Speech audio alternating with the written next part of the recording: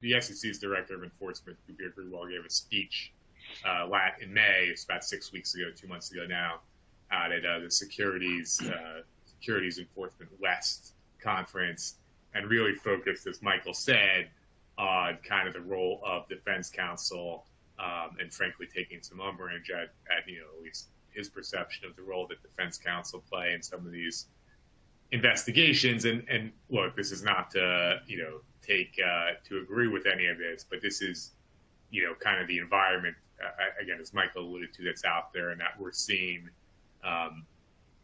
In some of the cases we deal with, we're hearing about others of our colleagues, both at Baker Botts and other firms, dealing with that there's definitely a more aggressive tone, and this is kind of like public evidence of it.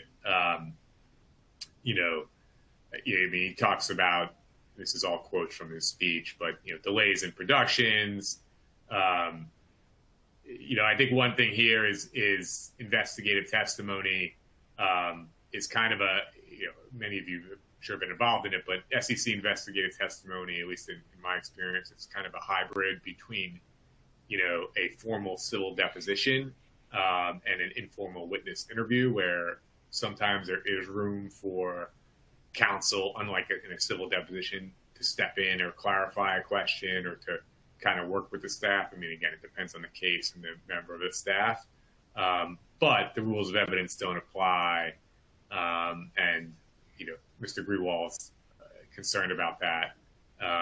People objecting and lodging hearsay objections and things like that. I mean, again, I think a lot of these issues, it depends a lot on who you're dealing with in the staff, but a lot of these issues I think can be mitigated or avoided by engagement with the staff before you have the witness testify.